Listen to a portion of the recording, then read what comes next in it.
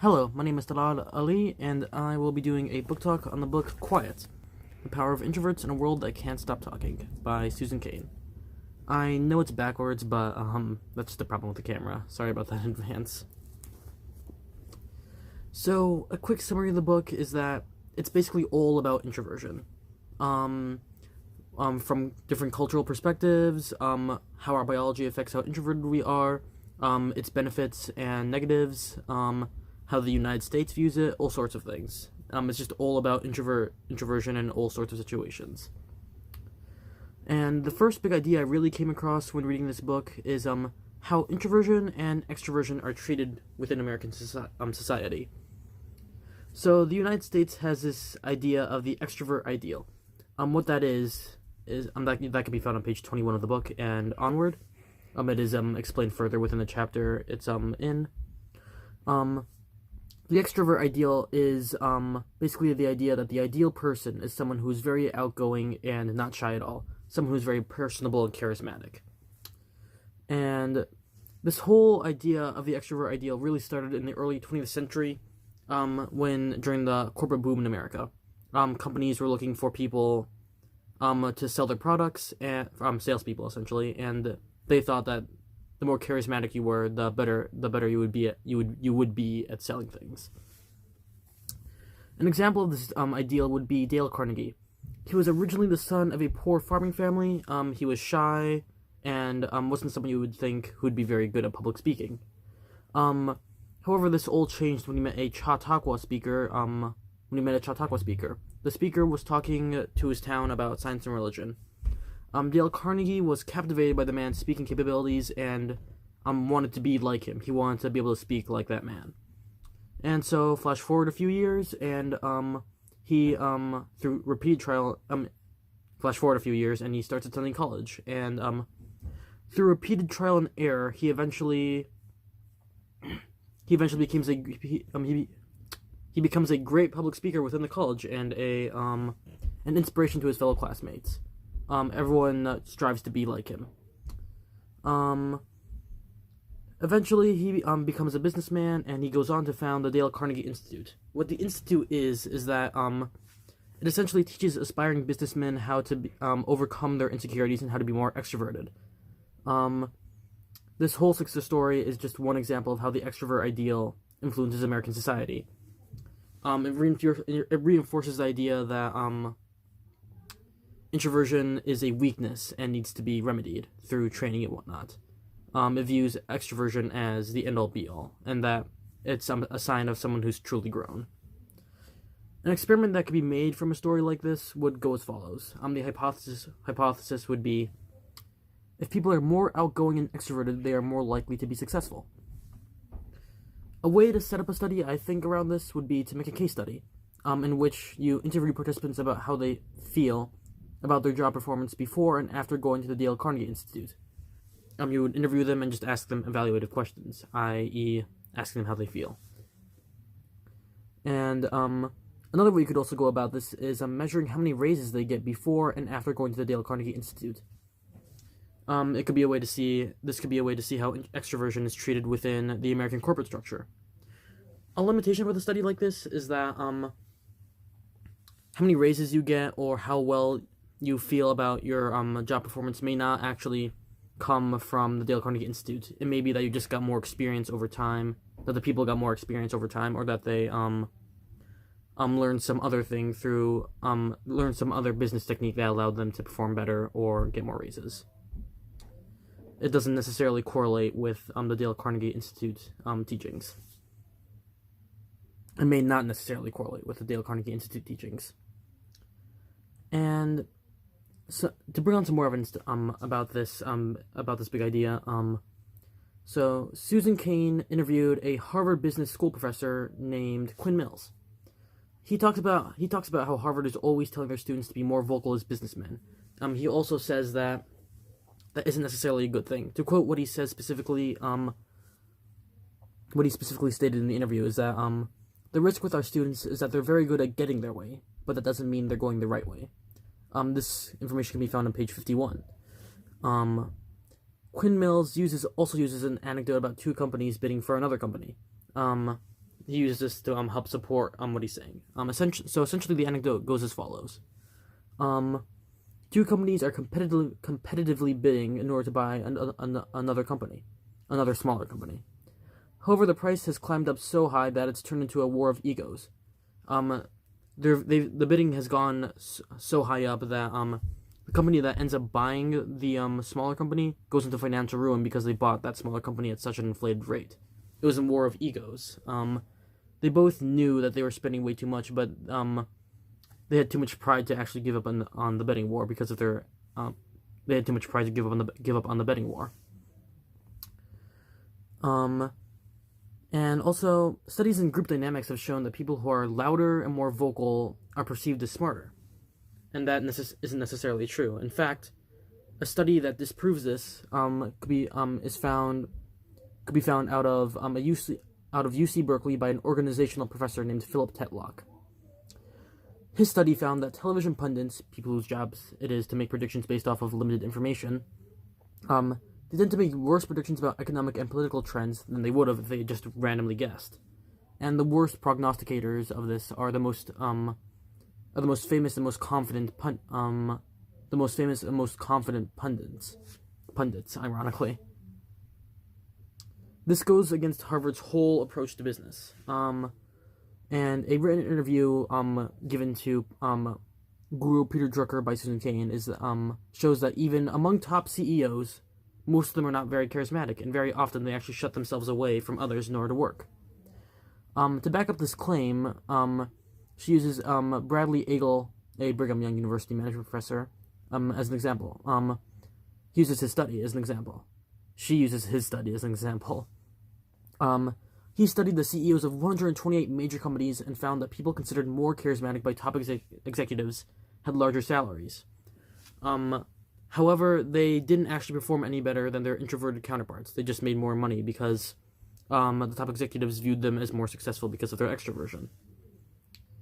A limitation with the UC Berkeley study is that television pundits, that's very specific and may not actually represent a vast majority of people. That's a very specific type of job, and it isn't representative of all of American society. And a limitation with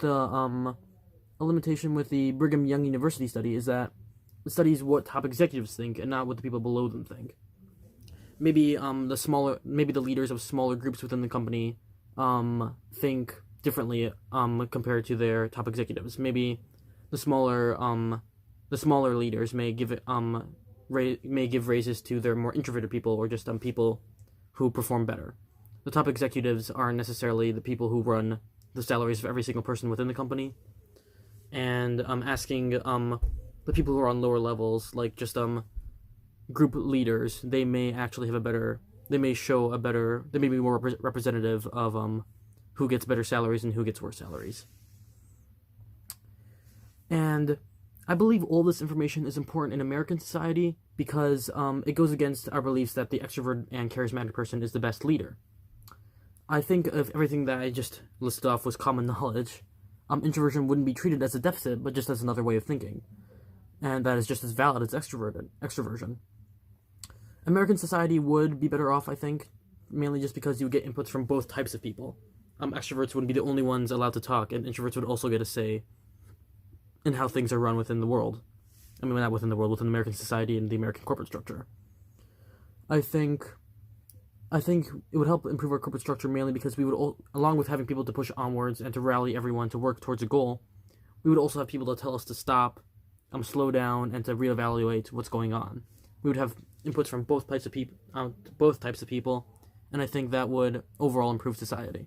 More people being allowed to speak leads to better products and just better things in general within society, I think. The second big idea I came about when reading this book is nurture versus nature in introversion. So, to give some background to this, there are two things I want to talk about: temperament and personality. Temperament refers to inborn biologically based behavioral and emotional patterns. It's stuff you're born with, not necessarily stuff that's nurtured. And personality is everything that I just mentioned with temperament, but also influenced by your cultural experiences and just your experiences in life in general. That's the nurture part of this.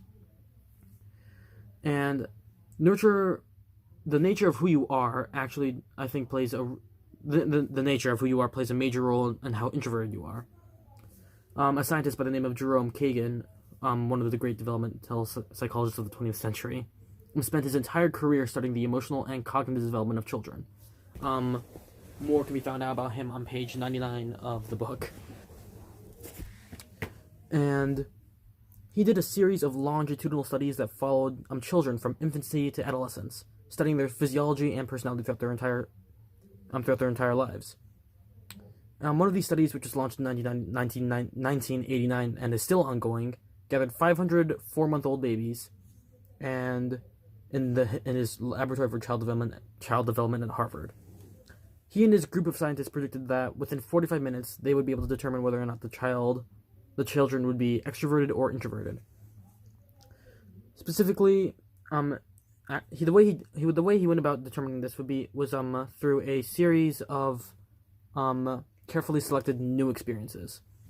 Specifically, the infants would be exposed to tape-recorded voices, balloons popping, colorful mobiles dancing around their eyes. You know, those colorful things on, like, cribs, I think? You just spin it around and it just makes the baby happy. Along with that, and also the scent of alcohol and on cotton swabs.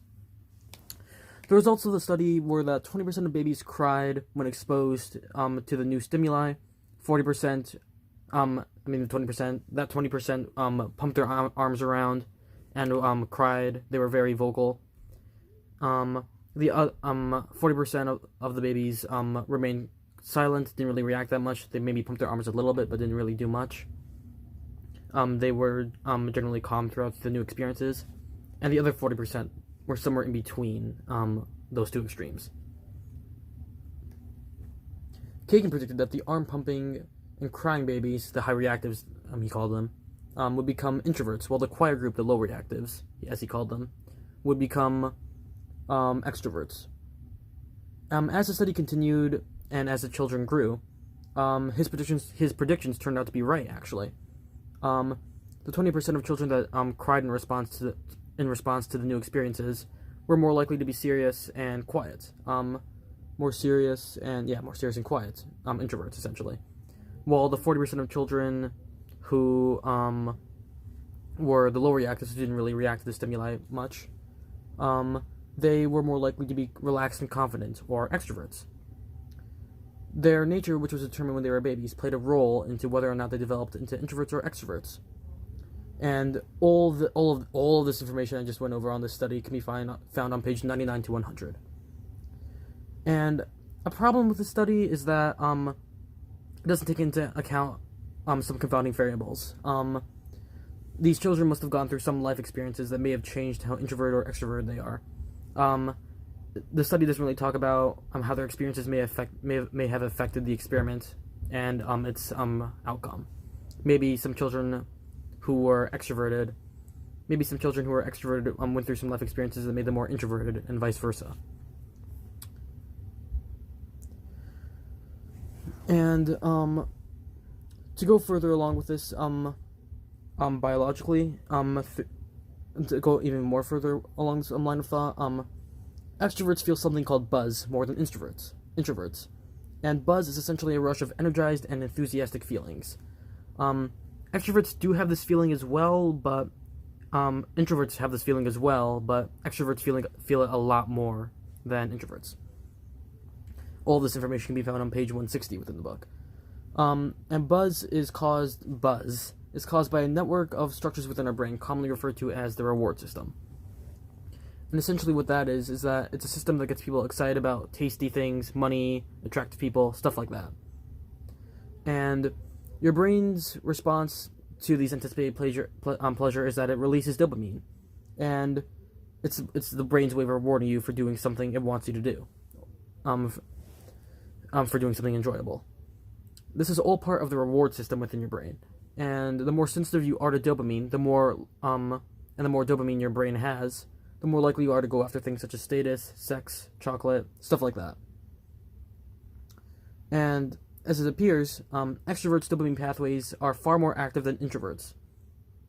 Meaning that extroverts get more of a rush when they perform sex or gambling compared to introverts, when they perform these more extroverted or more brazen tasks. This relationship hasn't really been conclusively established, but these early findings have proven a point with all of this. This can also be found on page 160. In fact, a study by a man named Richard Depew, a neurobiologist at Cornell University, involved him giving amphetamines to introverts and extroverts. Essentially, what amphetamines do is that they activate the dopamine system within your brain. The results showed that extroverts had a stronger response to the amphetamines compared to introverts, and another study showed that extroverts who win gambling games had more activity in their reward sensitive regions in their brains compared to introverts who also won gambling games. A limitation with the amphetamine study, I think, is that it was likely very artificial. The participants would know they were being studied and would likely have had some reactivity as a result. They would know what they were getting into, and that may affect that may have affected the results of the experiment. A limitation with the gambling study is that it was also very likely artificial. I don't think you'd be able to study a person's brain very easily in a natural setting. So they would have likely also been subject to reactivity as well. And an example of the nurture side of this whole nature versus nurture and introversion argument is that is through the story of a former Harvard professor named Brian Little. Despite being an introvert, he was very active throughout his lectures. He would usually crack jokes throughout them, dance around, break into song, have very actor-like inflections within his voice throughout the entire lecture, and his lectures would usually end with a standing ovation by the students. In complete contrast to this, he lives in a house tucked away on more than 2 acres of remote Canadian woods. He lives far away from other people and generally keeps to himself within his home. He reads books, sends emails, writes emails, and scores music in his free time. And whenever he did have to socialize within his home or within parties and whatnot, he would usually do it one-on-one. He wouldn't try to talk to large groups as he normally would within his lectures. And if he would also break off from the party at multiple points and excuse himself by asking for a fresh of breath air when in reality he just wanted to regain some of his composure. Little is able to go back and forth between introversion and extroversion because of something he created called free trait theory. The theory states that although people are born and culturally endowed with certain personality traits, they're able to nurture themselves and change how they act they're able to nurture themselves and act out of character for things they deem important. An example of this would be an introverted husband throwing a surprise party for his extroverted wife. You are going against your nature because you feel as if because you have nurtured yourself to act out of character for things you want to achieve. This means that both your nature and how you've nurtured This means that both your nature and how you've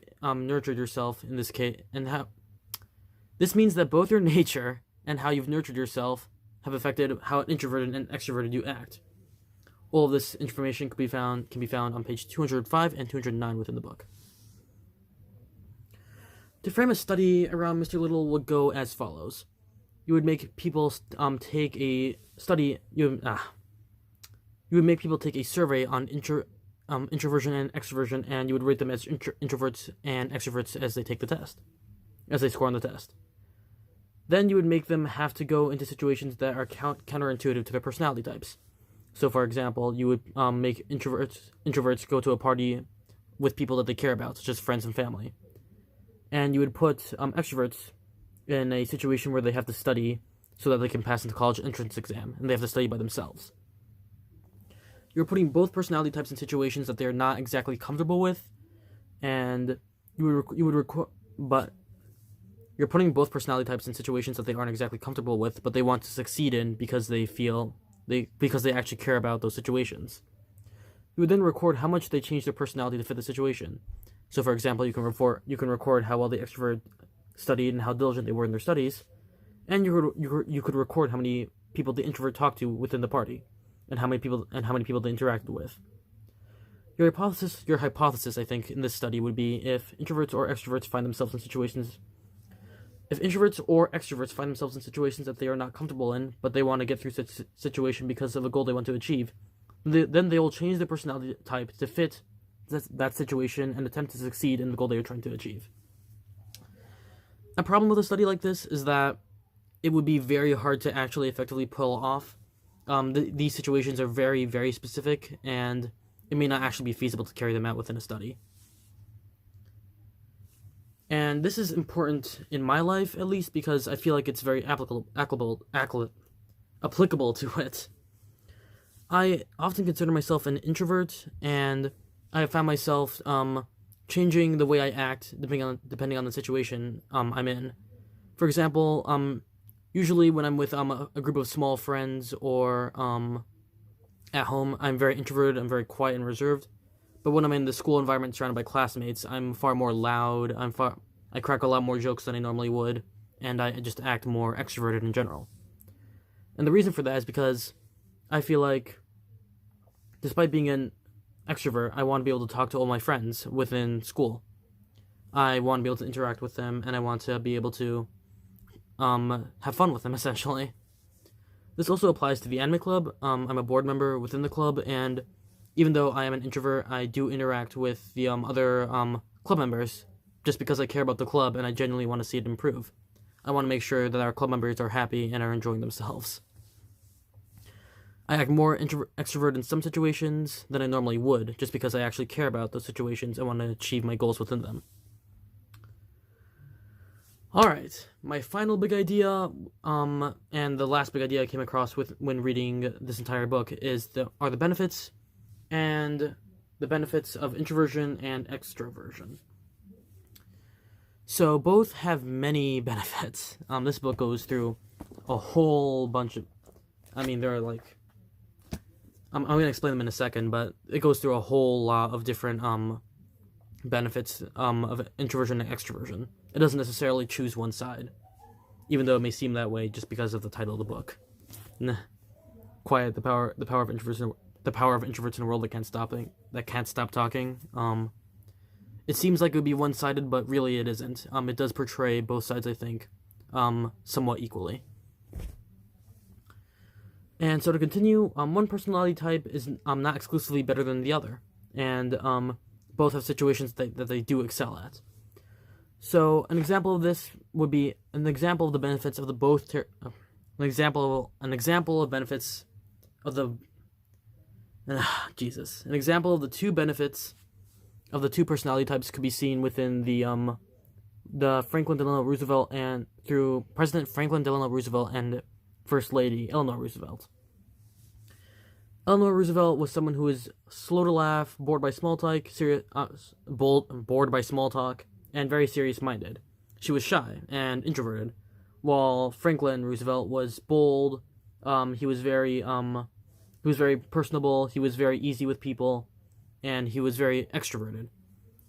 Eleanor was someone who was cautious with people, and he was someone who was very outgoing. That information can be found on page 131. And while Eleanor was more introverted, she was far more in touch with the troubles of the common man compared to Franklin. She was far more sensitive to people's pain and suffering, and used her position as First Lady to get Franklin to use his boldness to enact new and just laws and other political things. That information can be found on page 138 to 139. The link there has been a link between sensitivity, specifically people with a short allele version of the 5-HTT-LPR gene variant, have been more extroverted. And the link between sensitivity and there has been a link between sensitivity and conscientiousness. People who are more sensitive and more introverted have been shown to be more conscious of those around them and have been shown to be more aware of other people's feelings. This isn't to say that being an introvert essentially this isn't to say that being an introvert makes you like the second coming of Christ, like the most kind and amicable person in the world. Someone who it doesn't mean that you're extremely kind. It just introverts have their mean streaks just like everyone else. They can also be rude and mean. We're all human beings. Being an introvert or extrovert does not change that fact. You're still going to be mean no matter who you are at some point in your life. The difference, however, is that introverts generally feel more guilt for their actions, and they work more to remedy any issues they've caused. They are able to recognize the problems they've caused more than extroverts, and that's why they're perceived as more kind. That information can be found on page 141. So to relate this all back to Eleanor Roosevelt and Franklin Roosevelt, she was more introverted and sympathetic and caring compared to Franklin, who was more bold, brash, and extroverted. Eleanor was able to direct Franklin's actions with her conscience, and Eleanor was able to Eleanor was able to direct Franklin's actions with her conscience, and Franklin was able to put her ideas through Congress thanks to his boldness, sociability, and extroversion. That information can be found on page 139. And a specific example of this would be when she went across the country during the Great Depression. Whenever she came back, she would tell Franklin about all the problems that were happening throughout the country, and as a result, Franklin would use his charisma to get certain laws through Congress in order to help those people who were suffering. And a way to frame a study around this would work as follows. Your hypothesis would be, if an introvert and extrovert have to perform a research project, the introvert will be better at doing the research, the more introverted task, while the extrovert will be better at presenting the research, the more extroverted task. This relates back to Eleanor and Franklin Roosevelt in this mainly because Eleanor was doing the research. She was actually connecting with the people, and she was telling Franklin Roosevelt what to present to Congress and how to essentially get them to help other people. And basically, let me repeat the hypothesis. I just kind of lost my train of thought. If an introvert and an extrovert have to perform a research project, the introvert will be better at doing the research, the more introverted task, and while the extrovert will be better at presenting the research, the more extroverted task. You would have to create two groups with both an extrovert and an introvert. You would ask them to create a small research project, probably something simple like a zebra. Making them do something too demanding would, I think, just not work out. It may not. Having them do something too demanding it may simply just not work out. And in one group, you would have the introvert perform the research, while the extrovert would do the actual presenting, and in the second group, you would have vice versa happen.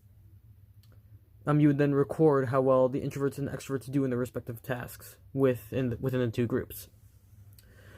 A limitation with a study like this is that some introverts may just be better at presenting compared to introverts, and some extroverts just may be better at researching compared.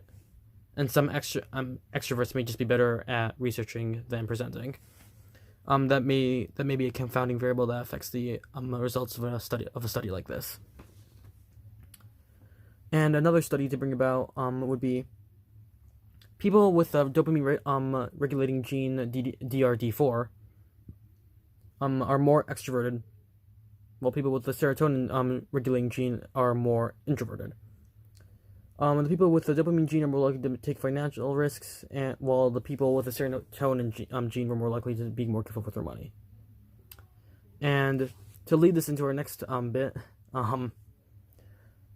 introverts are better than extroverts when it comes to thinking critically in situations and taking things more slowly. That information can be found on page 162. Extroverts are better than extroverts when it comes to handling things under social pressure, or when they have to do something involving multitasking. Introverts are better at sticking to tasks and are less likely to give up on something and are more persistent than their extroverted counterparts. And the clearest difference between the two is that extroverts ask what is, while introverts ask what if. Both have positive qualities and both have negative qualities. Extroverts are able to do some things introverts can't, and vice versa. All that information can be found on page 168.